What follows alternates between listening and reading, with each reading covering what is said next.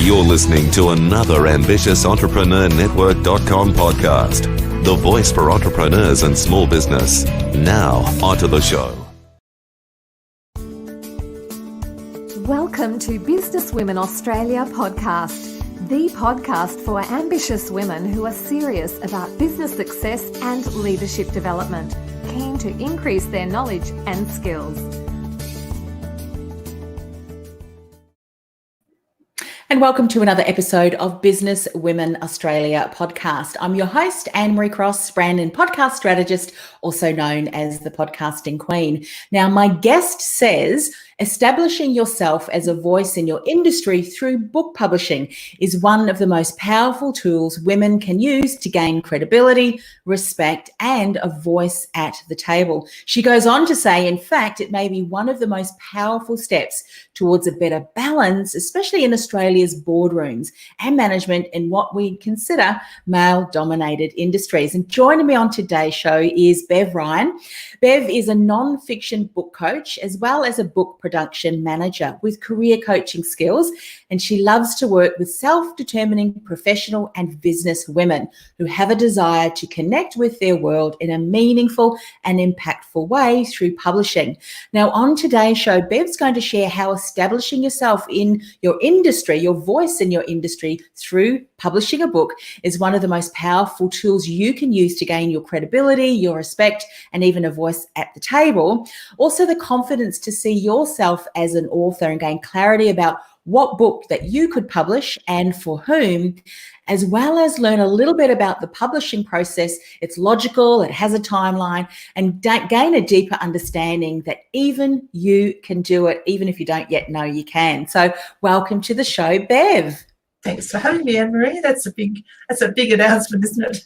It is. We've got some big shoes to fill, and I know that you're going to do that well because you've certainly been working in this industry and helping a lot of women get the message out of their heads into a book and impacting the lives of many. I always love to give an opportunity to guests to share a little bit of a background, because I think the story that led you to where you are now is it really provides some deeper value around why you and why now a book. So, Bev Ryan, how did you get to where you are today, the snapshot version?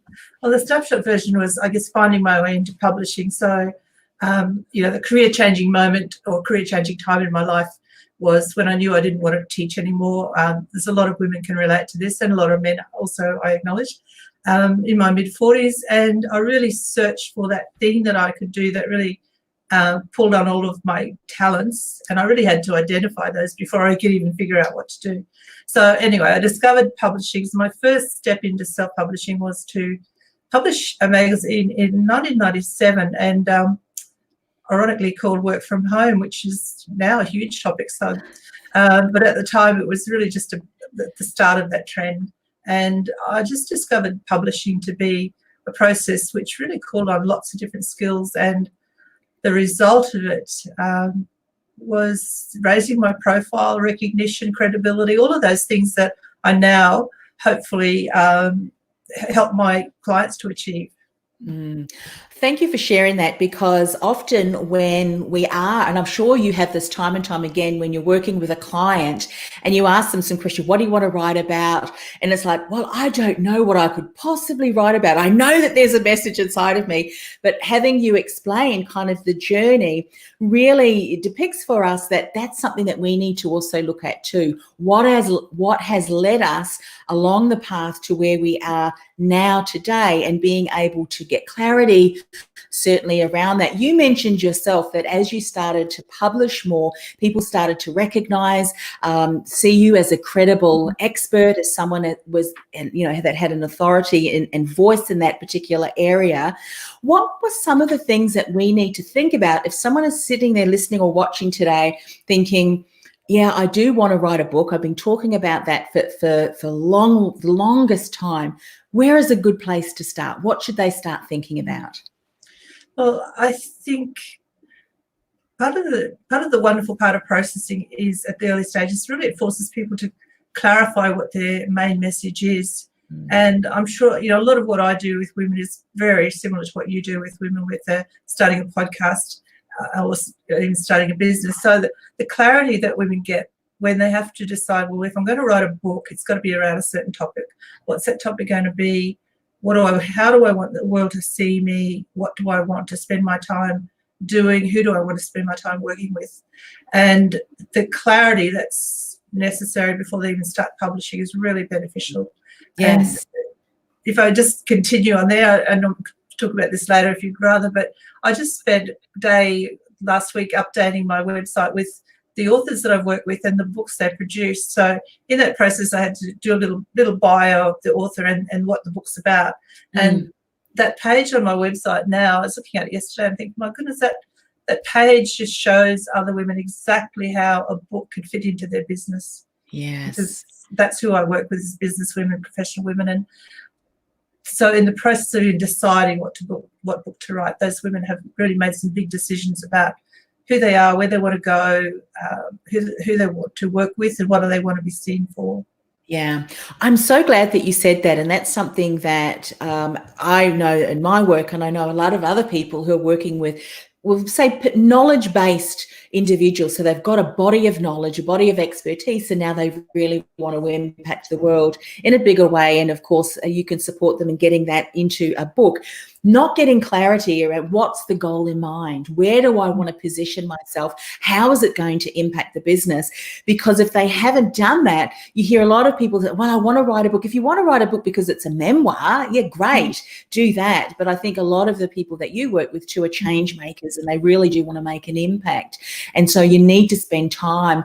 And I think, so often we want to dive in and we want to just start writing, but there's a lot of process before that, because when we do it well, that's when we really can build our credibility. What are some of the things that some of your authors have been able to experience, the achievements, just through doing that, taking the time and authoring their book? Do you just want to share just a couple of things? You don't necessarily need to name names, but just some of the opportunities that are now open to them because they've authored a book. Oh gosh, I've got my website here. I'll just flip my page open to make a reference to some of the names. I know there's a lawyer in Sunshine Coast. She worked, she obviously do many things, but she really loved doing family law, and she loves to be able to help families sort out issues during a separation and keep them out of court. That's really, truly her passion. It's really a heartfelt passion. So she wrote a book called it Who Gets the Dog? And we did this found a lovely little picture of a dog with paint spots on him, like children had been playing with the dog. And the title, Who Gets the Dog? It just added a lovely, sort of warm but serious, it's a serious book, but it really has endeared her to many people who see the cover, read the book and feel like, yes, I trust this woman with this really difficult process that we're going through, because they could see that she's got their best intentions in her mind. So, that's one really big thing. So there's stories. Oh, absolutely. And you know why I love, and certainly bring up some more if you feel that it adds value, because one of the first things that often happens, and I'm sure you've experienced this maybe yourself, but also heard other women, well, I can't really, who am I to even share my voice? Who am I to even start writing, to think that I can add value? But one of the things that you've just said with this client of yours, she was able to build a level of trust with people because I'm sure they read her story and probably could see that there were aspects of this woman's life, career, expertise that she understood what they were going through. And I think a book does so much of that building of awareness, building credibility, but also trust and empathy. Speaking about trust, I think with what's going on in the world and all of the stuff that we hear and read and see, and we're constantly bombarded, being able to put your story, your journey, or whatever it is that you actually put into the pages of the book can help build that know, like, and trust. Yes. And that's so important in today. Yes. Definitely. And I think that's what, particularly business women, professional women, they have to kind of let their guard down a little bit and realize that actually we really do want to know the real you that has that expertise. And Catherine has wonderful expertise in law, but she didn't write the book as a lawyer. She wrote the book as a woman, a mother who happens to know about law, who can help other people go through a really difficult time. And I think that's how we have to approach a non-fiction book, and not make it too sort of academic, dry, whatever. The human element has to always be there. Yeah. And I'm glad you said that, because this is something else, and I'd love you to speak into this. We will often have a number, and I'm sure years of experience, and she probably did, in the area of law. Now, if she were to include in her book all of the jargon and the terminologies, we would probably just stare at the pages and go, I have no idea what she's writing about. So weaving the story in from more of a deeper connection, so that people can read it and actually understand what she's saying, because there's a message. That's really what you're talking about here too, isn't it? It's not some document that sits there and just so confusing, but one that really connects at a far deeper level. Yes? Yes, and in the planning of your book, that's why it's really important to really get clarity on who your audience is, and don't make assumptions where the reader is at. You really have to understand where the reader's at. So I'm using that same book, Who Gets the Dog. Somebody who ends up reading that book probably they're quite stressed and emotional and unhappy. So that's where your reader is when they start. You really have to understand that and write to that, not just, as you said, not just an academic step 1, step 2, step 3. Yeah, unless of course that's the purpose and that's the outcome of your book, to write an academic type of book. I love that. Yeah, absolutely. I love that you also speak into an area of finding confidence. And you say, see the confidence, or help build confidence to see themselves as an author, and gain clarity around what book you could publish and for whom. Let's talk a little bit about that, because I think as we started to talk about book publishing, if this is the first time anyone has, or maybe they haven't yet authored a book, I bet you if we were speaking opposite the table, like, oh, I can't write a book. It really starts first in recognizing that, hang on, maybe I can do that, because they can. Let's talk a little bit about this, because I think this is often one of the main barriers, that people don't actually think that they can write a book. Would that be a fair assumption? Yeah, definitely. And I think that's the big difference between fiction and non-fiction. And part of the reason I focus on fiction, and probably increasingly memoirs, is that non-fiction, get it right. I focus on non-fiction because it is a fairly logical process, and it has to be written well. It has to be engaging, of course, whereas a fiction book relies on a story that has to be structured, and a backdrop that has to be painted. It's a very complex process, and I definitely don't feel qualified to guide people with fiction writing at this stage, so I don't sort of go there. But I think when people think write a book, that's what they're thinking. Oh God, I have to write a fiction book, or I have to write something that's very complicated. If you're in business or a profession and you want to write a book that will enhance your business or your career or whatever, you first of all just choose to write about what you know. In the process of doing that, you might have to do some research. And look, honestly, writing a book it's a huge, it's very educational. It's great. It's a fabulous process. And so you'll learn what you don't know now, you'll learn. And it is a step-by-step process. And I guess as a book coach, that's really where that's what I would do. It would help people at the start of that, till they get the confidence to see, I've got something to say, and it doesn't have to be presented in a complex way. Sometimes the simplest books are the most powerful. As long as the message is clear and targeted to the right people. Yeah, and that's where someone such as yourself could be really helpful, and especially to accountability. I know I wrote a book last year and published it, and it really was to create the system and the processes, get it out of my head and onto paper so that I could share it, teach it.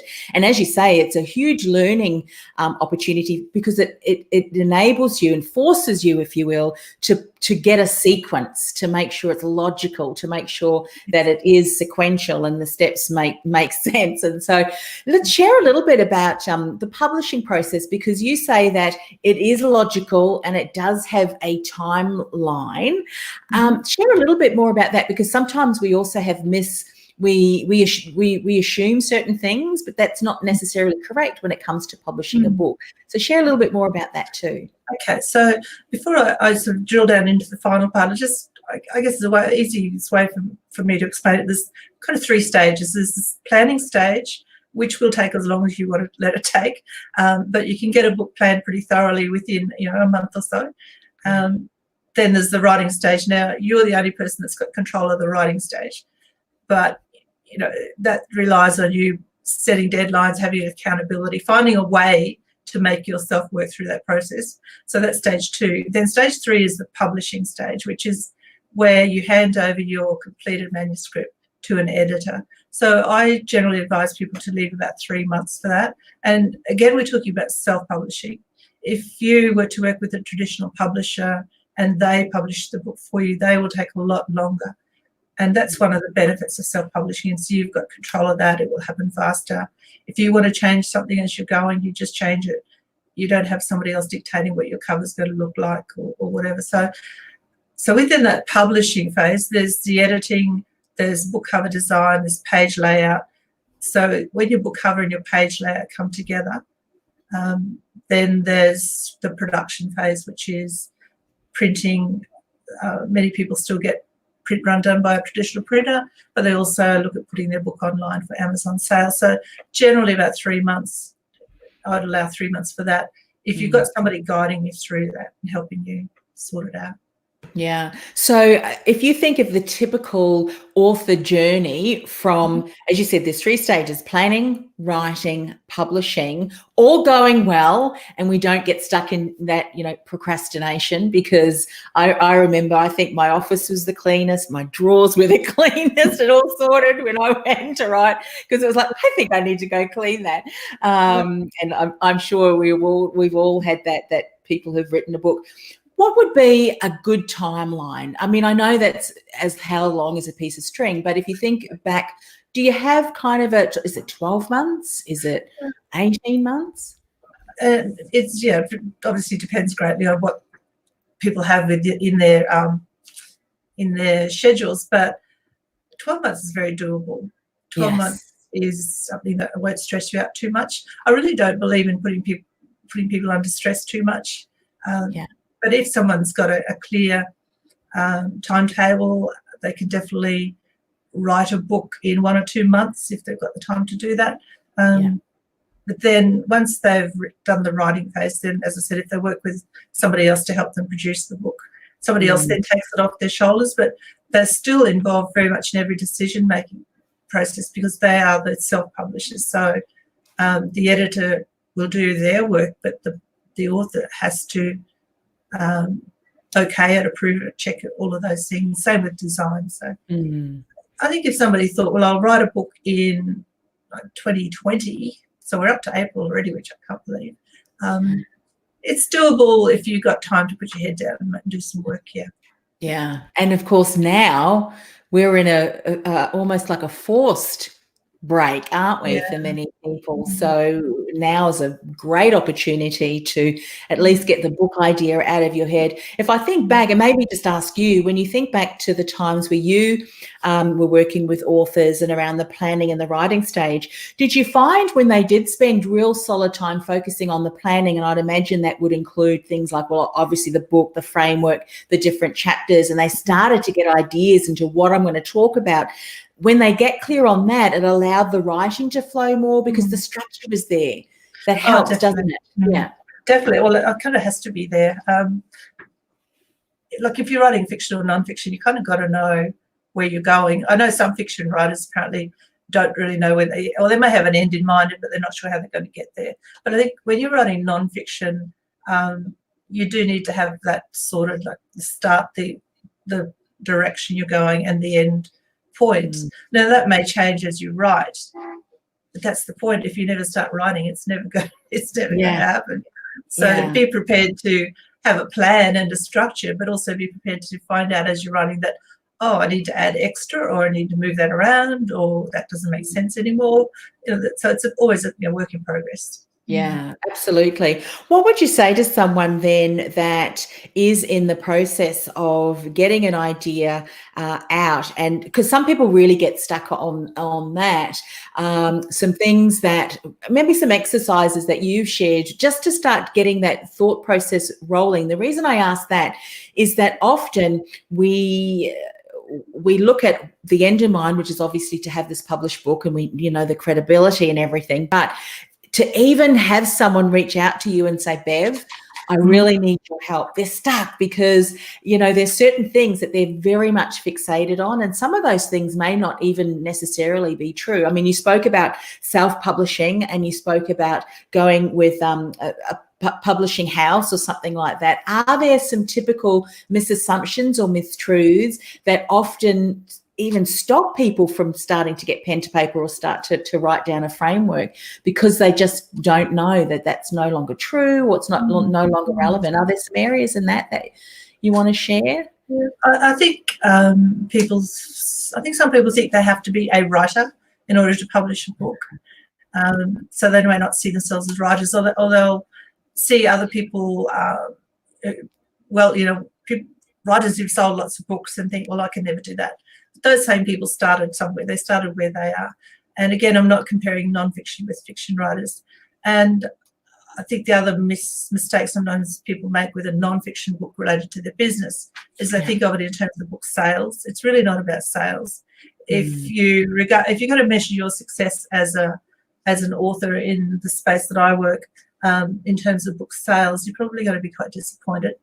But if you measure your success by how that book has opened up other opportunities and enabled you to connect with people in places you may not have ever connected with, or got you invited to speak somewhere, like on podcasts, for example, or at conventions or whatever that you would not have done otherwise, that's the success of your book. Yes. And from that will flow ongoing business, hopefully. And that's why, again, it's so important to have the right book, because if your book doesn't do that for you, if it does not lead to ongoing business in some shape or form, it's kind of been a bit of a waste of time. Yeah, if I have a look at how my book came about, I created a program first, then I wrote the book, and after I wrote the book, and I'm thinking this is good because things evolve, doesn't it, over time? Then I went back and added content, and so very much aligns. And I love that that's what you're saying, because it really can support you in building your business, building your profile, but also when you're starting to work with clients, a really solid learning for them, because some people like to read, have a book, even if it's an ebook, have something there alongside how you're supporting them. And I think it really adds value. Would you say that was probably one of the most common areas where people let themselves down, is that they haven't spent enough time really thinking about how am I going to be able to leverage this book as part of growth, get opportunities to speak, use it in programs, and so they focus just on sales. But if they're just focusing on sales, unless they become the next, I don't know, some authors who are just very well known, which can take years to get to that level, they unfortunately will leave a lot of opportunity on the table. Yes? Yeah, definitely. And I mean, writing a book takes time, so it's an awful lot of wasted time if your book doesn't quite fit. It's like it should be part of the puzzle. Like your book, your business should have you in the center or core of it, and you might have services and programs and all sorts of different things that you provide. So your book really should funnel people back kind of to you, and it's a little bit like, as you said before, it's just establishing that point of trust with people that this person does know what they're talking about. I like the way they express things. I feel like can connect with this author. And I guess going back to one of your other questions, sometimes people will maybe go into a bookstore and look at the business bookshelf and think, oh my God, every topic has been covered by all these different authors. Who am I to have a voice? I've got nothing new to say. All of those self-doubt things that we're all very good at doing to ourselves. And, I did the same when I started my first magazine. I mean, oh my God, you go into a magazine rack back then anyway, late 90s, and you've got Oprah Winfrey and Ida Buttress, big, big names. But I realised, well, they're big names, they're big budgets. That's not me. I'm not competing with these people. I was actually providing an alternative voice, things that those big magazines weren't covering, which was really home-based business. So and even if you are running a book about the same topic as other people, just put you into the book. I'm sitting here looking at my other screen, and a book I worked on recently was with Caroline Jean-Baptiste, who is a mortgage broker with her own business, and her book is called Buy That House. A really great title, Buy That House. A really strong book cover, and the subtitle, I just look away because I'm looking at the subtitle, How Kick-Ass Women Buy the First Home. I read it properly, sorry. Yeah, go ahead.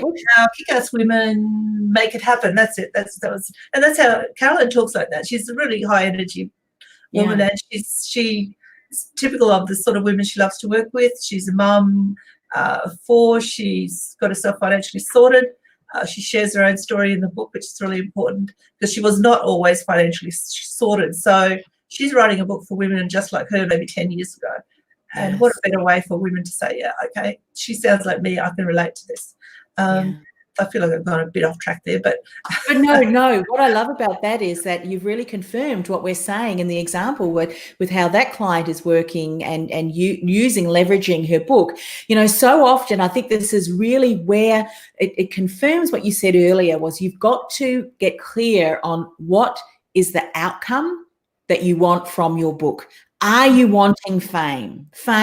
You want to be in the bestsellers. You want to be on, the front bookshelves in the I think there's airport placements or whatever. If you want that, that's a whole other aspect. But if you want your book to make an impact with potential clients, current clients, you want to use that as, an opportunity to get and speak on stages, virtual stages at the moment. But when we get back, and things will get back, it'll look a little bit different, but it will get back, and use it to open the doors in that way, then, you can really then shape the book and your strategy to be able to do that.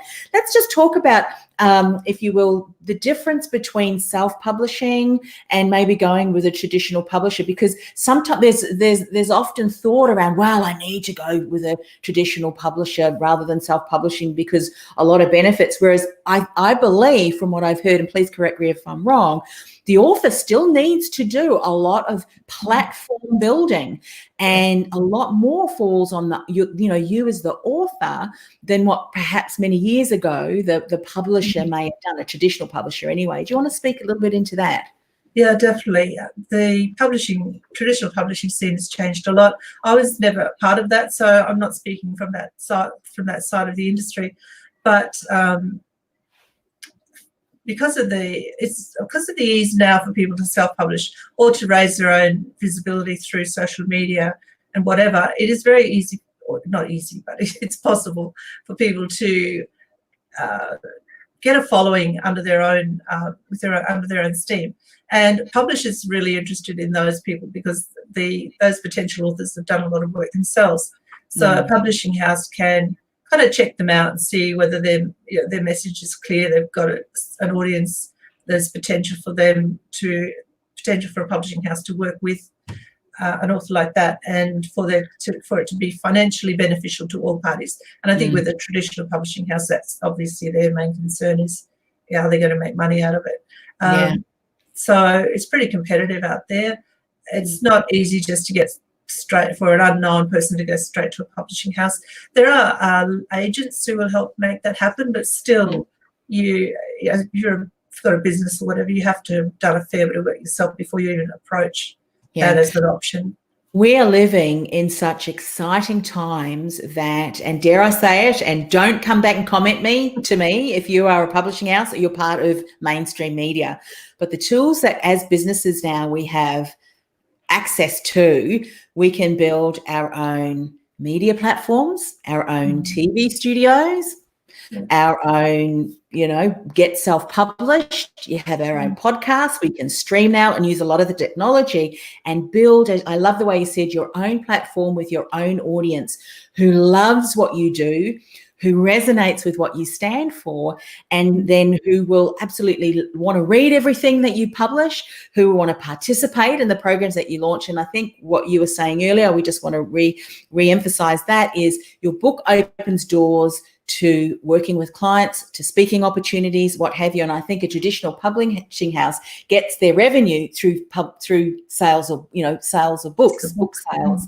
Whereas you, if you self-publish, you can then leverage that and get clients, through that book sales for sure. So there's a lot more different revenue streams, I'd imagine, that can come off the back of publishing a solid book that is really adding value, expertise, and solutions to an area that your ideal clients are struggling with. Yes? Definitely. And if I've got time, I'll just share a platform that some people haven't heard of before. It's called Publishizer, which is spelled Publishizer. And it's a crowdfunding platform. So you can basically go onto this platform and put together an offer where you are basically pre-selling your book, but you can wrap other products and services around the book. So you might set up a crowdfunding platform where you might sell your book for $20 pre-sell, but then you might also pre-sell a book plus a coaching program for $1,000 or whatever. And it's a normal crowdfunding platform where you have to draw people to it, but also plugged into that platform now are publishing houses that will watch what's going on. And if you self-promote to a point where you've sold something like 500 books or pre-sold 500 books or something like that, you may get offers